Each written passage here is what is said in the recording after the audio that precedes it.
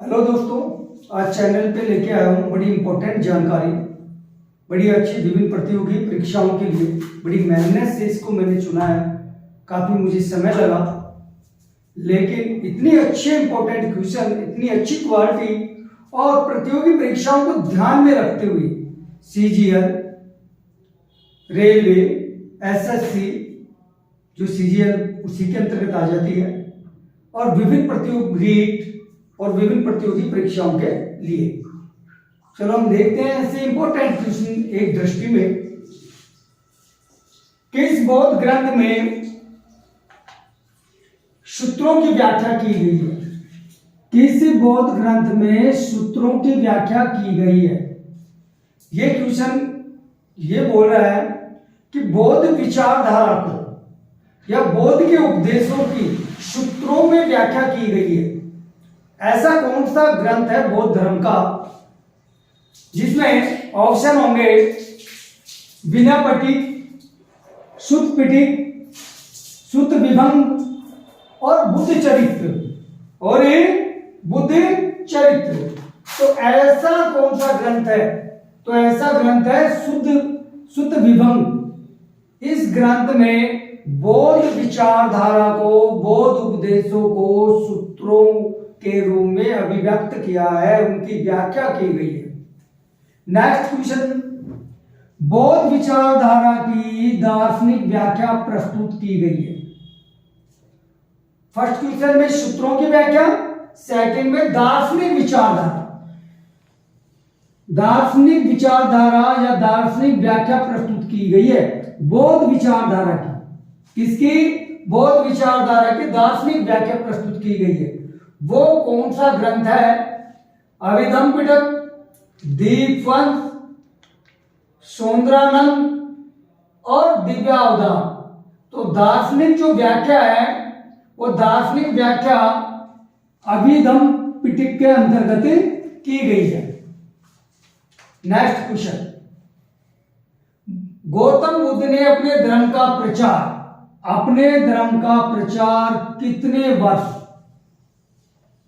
कितने वर्ष तक किया?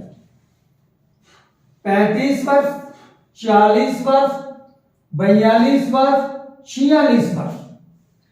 क्योंकि गौतम बुद्ध ने 29 साल की उम्र में गृह त्याग दिया था, 34 साल की उम्र में उनको ज्ञान की प्राप्ति हुई थी, लेकिन उन्होंने घूमते हुए अपने जो उपदेशों का प्रसार किया वो 46 वर्ष तक किया। कितने वर्ष तक? 46। ये राइट आंसर है इसका। नेक्स्ट क्वेश्चन, निम्न में से कौन सा संप्रदाय बौद्ध धर्म के प्राचीन स्वरूप को महत्व देता है? बड़ा इंपॉर्टेंट क्वेश्चन है। यानी क्वेश्चन समझना कि कौन सा संप्रदाय, यानी इन जो संप्रदायों में ऐसा कौन सा संप्रदाय है जो बौद्ध धर्म के प्राचीन स्वरूप को महत्व देता है? हीनयान संप्रदाय, महायान संप्रदाय, थेरवाद और कोई नहीं। तो इसका राइट आंसर होगा महायान संप्रदाय। क्योंकि महायान संप्रदाय ऐसा संप्रदाय है जब बौद्ध धर्म दो भागों में विभक्त हुआ, महायान और हीनयान। तो हीनयान का जो प्रचार क्षेत्र है वो भारत तक ही सीमित रह गया, जबकि महायान जो संप्रदाय था जिसके अंतर्गत प्रारंभ में बौद्ध धर्म के संकेतों को पीपल के रूप में पूजा जाता था, फिर धीरे धीरे इस धर्म में, इस संप्रदाय में मूर्तियों के रूप में भगवान बुद्ध को पूजा जाने लगा। यह धर्म विश्व के विभिन्न धर्मों में पहुंच गया। मध्य Asia, Japan, Korea, Sri Lanka, Indonesia, Thailand, इन विभिन्न देशों में इस महायान संप्रदाय फैला हुआ है, जबकि भारत तक केवल हीनयान संप्रदाय का ही प्रचार हुआ। हीनयान संप्रदाय का प्रचार विश्व के और देशों में नहीं हुआ जितना महायान का हुआ। तो बौद्ध धर्म के प्राचीन स्वरूप को महत्व महायान संप्रदाय देता है। नेक्स्ट क्वेश्चन, बुद्धि तथा बौद्धिक सत्व की पूजा की जाती है। बुद्धि तथा बौद्धिक सत्व की पूजा की जाती है किस संप्रदाय में? सबसे पहले तो आपको यह समझना है कि बुद्धि यानी बुद्ध की विचारधारा, उनकी दार्शनिक विचारधारा, और बौद्धिक सत्व यानी बौद्धिक सत्व वो होते हैं जो पहले बौद्ध धर्म से संबंधित जो प्रतीक थे, जो संकेत थे, जो चिन्ह थे, जैसे पीपल, वो बौद्ध धर्म से संबंधित था, तो वो बौद्धिक सत्व कहलाता है। और भगवान बुद्ध से संबंधित जो भी वस्तुएं हैं वो, तो बौद्धिक सत्व की पूजा की जाती है। कौन से संप्रदाय में की जाती है? महायान संप्रदाय, हीनयान संप्रदाय, थेरवाद। तो बुद्धि तथा बौद्धिक सत्व की पूजा की जाती है महायान संप्रदाय। Next, right answer. Next question, Mahatma Buddha के उपदेशों की भाषा है। बड़ा इंपॉर्टेंट क्वेश्चन, महात्मा बुद्ध के उपदेशों की भाषा है। तो महात्मा बुद्ध के उपदेशों की भाषा पाली है, क्योंकि पाली भाषा लोगों की आम भाषा के नजदीक थी। इसलिए महात्मा बुद्ध के जो उपदेश थे वो एक सरल भाषा में अभिव्यक्त हो सके, इसके लिए जो माध्यम थे उस समय की बौद्ध काल में वो पाली भाषा थी, क्योंकि ये लोगों की भाषा के अनुसार थी या उनकी भाषा के नजदीक थी। तो भगवान बुद्ध ने जो अपने उपदेश दिए वो पाली भाषा में दिए, जबकि बौद्ध धर्म से संबंधित जो ग्रंथ है वो प्राकृतिक भाषा में लिखे गए, कुछ संस्कृत भाषा में लिखे गए, जबकि उपदेशों की भाषा पाली थी। नेक्स्ट क्वेश्चन, विश्व में बौद्ध धर्म के प्रचार में महत्वपूर्ण योगदान था, यानी विश्व के विभिन्न देशों में, जैसे चीन है, खोतान प्रदेश है, कुच्ची प्रदेश है मिडिल ईस्ट में, श्रीलंका है, थाईलैंड है, उत्तरी कोरिया है, जापान है। तो ये विश्व के विभिन्न देशों में जो बौद्ध धर्म का प्रचार प्रसार हुआ बड़ी तीव्रता के साथ, उसमें महत्वपूर्ण योगदान किस संप्रदाय ने दिया? ये क्वेश्चन ये पूछना चाहता है। हीनयान संप्रदाय, महायान संप्रदाय, बौद्ध मठों का कोई नहीं, किसका योगदान था इसमें? तो इसमें महायान संप्रदाय का योगदान था, क्योंकि यही संप्रदाय राजा कनिष्क के काल में बौद्ध धर्म की विचारधारा को कनिष्क के सहयोग से विश्व, मध्य एशिया में, तिब्बत में, चीन में और विश्व के और देशों में बौद्ध धर्म से संबंधित अनुयायियों ने, जो महायान शाखा से संबंधित विचारधारा वाले अनुयायी थे, शिष्य थे, उन्होंने ही विश्व में बौद्ध धर्म का प्रचार प्रसार किया। नेक्स्ट क्वेश्चन, कोरिया में बौद्ध धर्म फैला। बड़ा इंपॉर्टेंट क्वेश्चन है।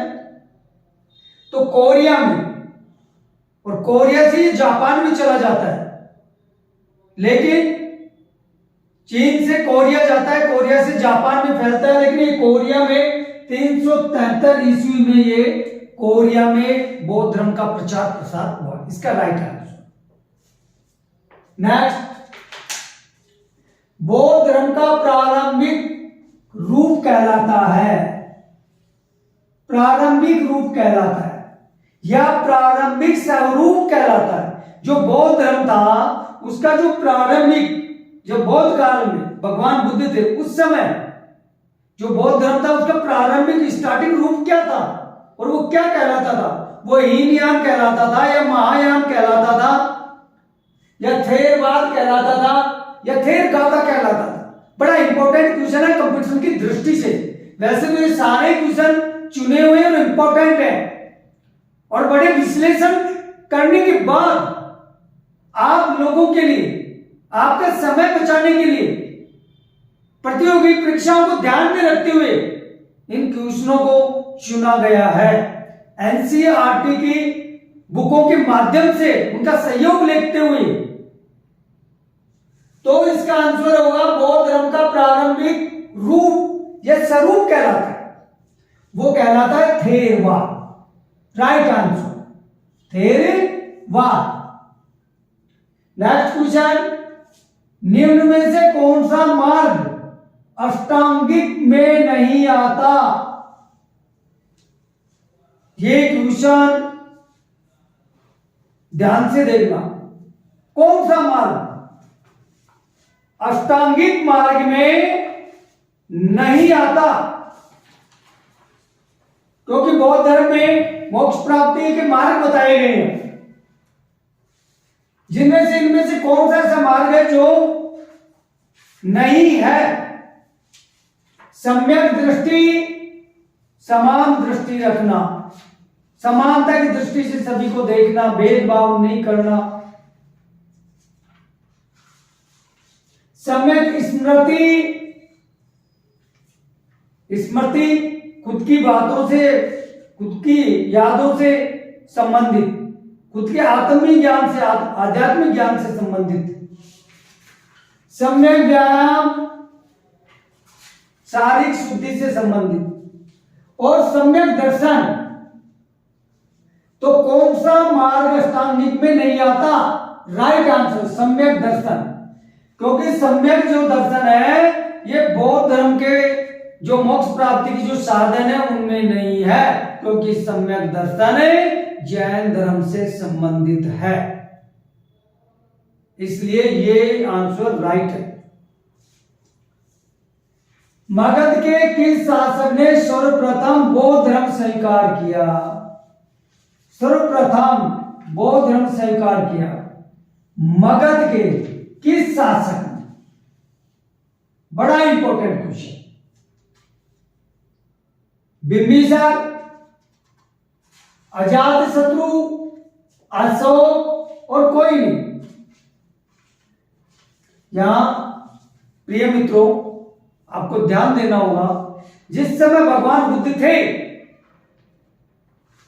उस समय मगध पर जो शासन था उस समय बिंबिसार का था। इनके काल में भगवान बुद्ध थे, तो उस समय मगध के जो बिंबिसार है इसी ने, ये ऐसे राजा थे जिसने सर्वप्रथम बौद्ध धर्म को स्वीकार किया। जबकि अशोक और कनिष्क ऐसे राजा थे जिन्होंने बौद्ध धर्म को अपने राज्य का राज्य धर्म स्वीकार किया। ध्यान से सुनना इसको। मगध के शासक ने सर्वप्रथम बौद्ध धर्म स्वीकार किया? बिंबिसार, प्रथम राजा था या शासक था। लेकिन राज्य धर्म स्वीकार किया